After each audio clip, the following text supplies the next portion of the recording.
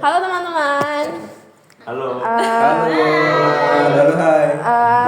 Kembali lagi sama Curhat with Ais. Di kesempatan kali ini aku lagi bareng narasumber keren namanya Kak Restu. Halo Kak Restu. Halo, hai. Nah, kali ini aku sama Restu bakalan bahas mengenai POV anak cewek pertama.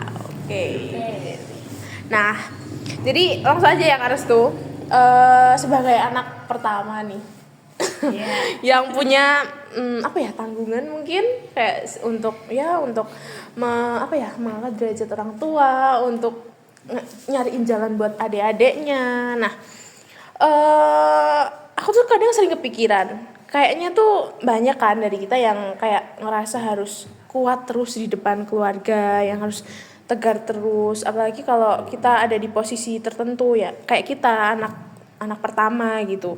Kayak kalau dari Kak Restu sendiri deh sebagai anak pertama, kadang ngerasa nggak sih kayak ada tuntutan yang beda gitu untuk Kak Restu gitu? Oke.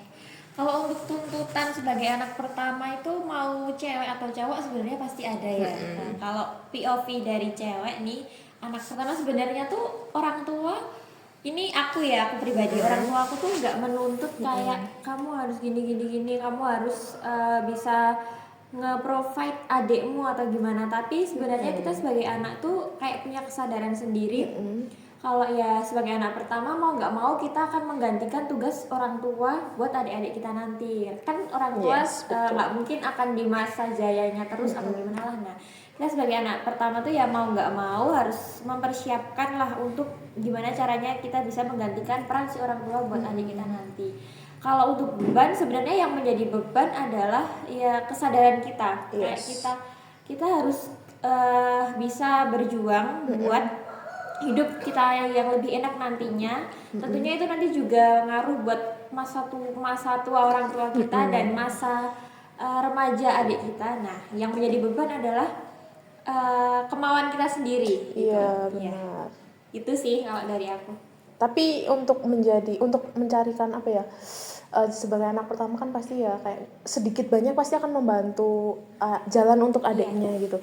Kamu siap nggak untuk hal itu? Sejauh ini aku sangat mempersiapkan jalan untuk adikku nanti. Kebetulan aku sama adikku juga terpaut usianya cukup jauh ya. Berapa kalau boleh tahu? 12 tahun. Wis, 12 tahun. Ini kayak mamahnya ini. Iya, jadi kayak mamahnya, kayak dia tuh anak pertamaku. Jadi mau nggak mau ya nanti pas dia besar ya aku yang jadi orang tua buat dia gitu. Terus kalau untuk mencari jalan sebagai anak pertama, jujur kerasa banget nyari jalan sendirinya. Kalau aku pribadi kayak melihat teman-teman yang punya kakak, terus kakaknya juga misal kerja atau kuliah, dia kayak diarahin kayak kamu selalu SMA, kamu mending kesini. Nah, kalau sebagai anak pertama tuh kayak ya udah kita nyari jalan sendiri. Kalau misal gagal ya kita bangkit sendiri, misal salah ya kita belajar sendiri. Ya relate banget, kayak kita tuh ibaratnya kayak harus jatuh dulu baru tahu oh jalan ini salah gitu. Betul. Nah, tapi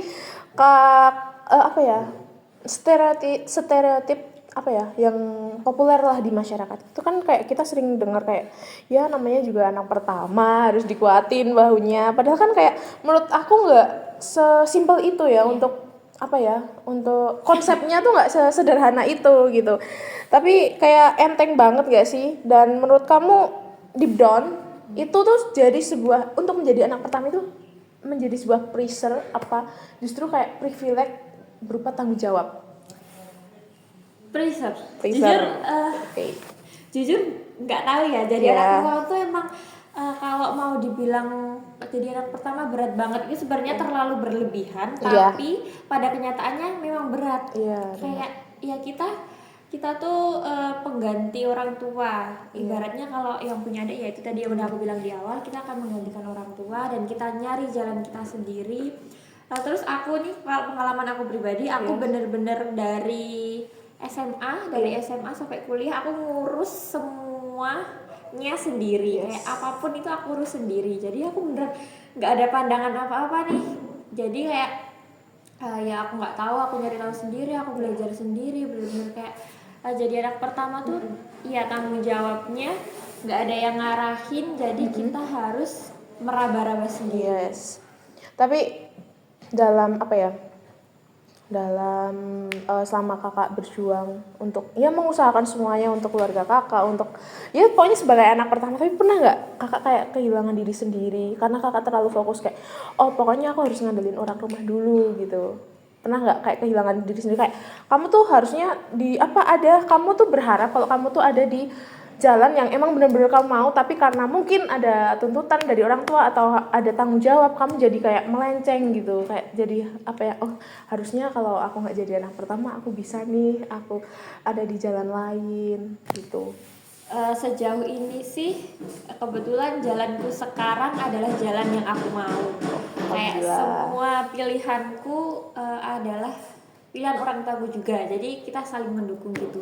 Tapi kalau pikiran kayak kalau sebenarnya aku ada yang ngarahin ini mungkin aku nggak di sini, kadang ada pikiran kayak gitu kayak mungkin kalau ada yang ngarahin tuh bisa Iya. ya nggak seberat Yes, ini iya, lah, nggak iya, iya, seberat pasti. ini. Walaupun ini di jalanku, tapi kalau kita masih meraba-raba sendiri ya tetap ada berat-beratnya. Iya betul.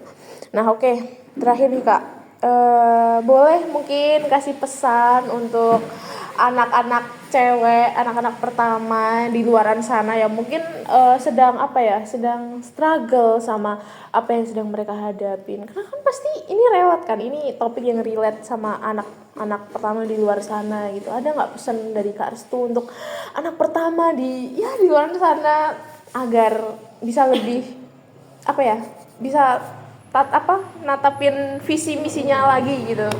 Apa ya, mungkin dari aku sharing-sharing aja, kita sama-sama berjuang, karena katanya nih aku pernah baca anak pertama itu hidup Yes. cuma untuk sukses, bahagiain orang tua dan adik-adik, lalu meninggal. Waduh, keren banget. Jadi ya kita mau nggak mau pokoknya diusahain harus berdiri di kaki sendiri, karena ya kita tuh sebenarnya tiang yang menopang adik-adik kita, nggak ada tuh yang menopang kita. Kalau misal kayak kita jatuh ya kita mau nggak mau harus berdiri sendiri. Jadi kita harus mengusahakan apa yang paling bisa diusahakan biar kita yang dapat terbaik. yang terbaik dan kuat berdiri di kaki sendiri. Oke guys, jadi dari obrolan kita hari ini kelihatan banget ya kalau jadi anak pertama itu nggak sesederhana itu, dan buat kalian yang mungkin lagi ngerasa struggle atau mungkin capek jadi untuk menghadapi peran sebagai anak pertama ya, nggak apa-apa banget kalau mungkin sesekali kita harus deep breath, tarik nafas, take a rest dulu dari ya dunia yang seperti ini. Ya nggak apa-apa, mungkin dari aku pesannya nggak apa-apa kalau mau take a rest karena itu manusiawi. Oke, terima kasih banyak buat Kak Restu yang udah mau berbagi cerita hari ini. Semoga obrolan ini bisa nemenin dan sedikit ngertiin teman-teman di luar sana yang jadi anak pertama. Sampai ketemu di obrolan berikutnya. Dah.